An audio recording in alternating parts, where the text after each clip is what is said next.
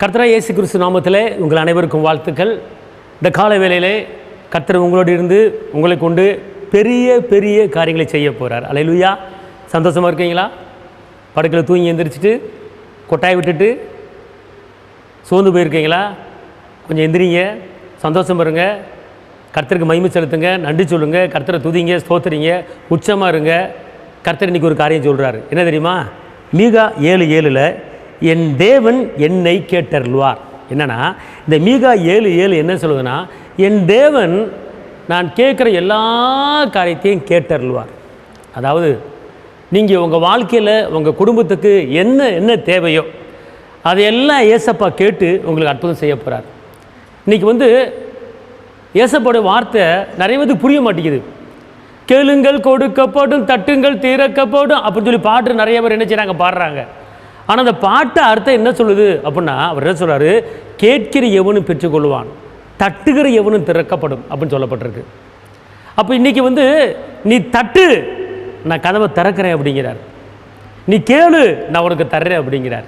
நம்முடைய தகப்பன் இயேசு வாக்கு மாறாத தேவர், வாக்குத்தத்தம் பண்ணினவர், அவர் உண்மை உள்ளவர், பொய் சொல்ல மனிதன் அல்ல, அவர் சொல்லியும் செய்யாதிருக்க தேவன் அல்ல, அவர் சொல்ல ஆகும், அவர் கட்டளை நிற்கும். இன்னைக்கு உங்கள் ஜெபத்தை அவர் கேட்டு உங்கள் விண்ணப்பத்தின்படியே உங்களுக்கு அற்புதம் செய்ய போகிறார். அல்லேலூயா.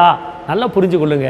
அதனால் இன்றைக்கி உங்கள் தேவை எவ்வளவா இருக்கலாம், மழை போல பிரச்சனை இருந்தாலும் அந்த பிரச்சனைகள் எல்லாவற்றையும் பனி போல உருக வைக்க போகிறார். அதனால் உற்சாகமாக இருங்க, தைரியமாக இருங்க.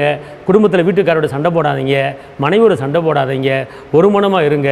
இன்றைக்கி நிறைய குடும்பத்தில் ஜெபிக்கிறாங்க, துதிக்கிறாங்க, ஸ்தோத்தரிக்கிறாங்க, முக்காடை போடுறாங்க, அல்லேலூயா சோத்திரம் சோத்திரம் குதிக்கிறாங்க. ஆனால் வீட்டில் சண்டை போட்டுக்கிட்டு இருக்கிறாங்க. கர்த்தர் சொல்கிறாரு, நீ ஒரு மனமாக இல்லைன்னா உனக்கு நான் அற்புதம் செய்ய முடியாது அப்படிங்கிறார்.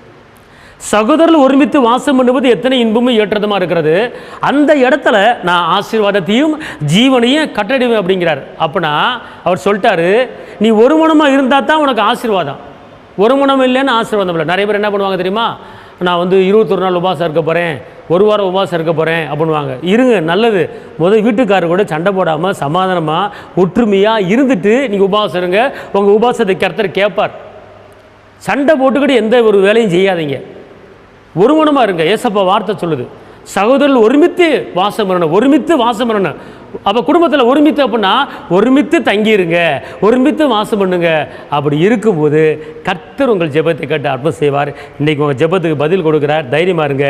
உங்களுக்கு நான் ஜெபிக்கிறேன். தகப்பனே இயேசு மகாராஜா, உங்களை நன்றி உள்ளத்தோடு துதிக்கிற சோத்தரிக்கிற இந்த வார்த்தையை கேட்டுக்கொண்டிருக்கிற தேவ பிள்ளைகளுக்கு நீங்கள் ஒரு அதிசயம் செய்யுங்க தகப்பனே. குறிப்பாக இந்த நாட்களில் குடும்பத்தில் ஒரு மனதையும் அன்பையும் இரக்கத்தையும் சந்தோஷத்தையும் சமாளித்து கொடுத்து பிள்ளைகளை உயர்த்துங்க. ஆண்டவரே, உம்முடைய கிருபை கூட இருக்கட்டும். இயேசுவின் நாமத்தில் பிதாவே, ஆமென். கர்த்தர் உங்களை ஆசீர்வதிப்பார். ஹல்லேலூயா.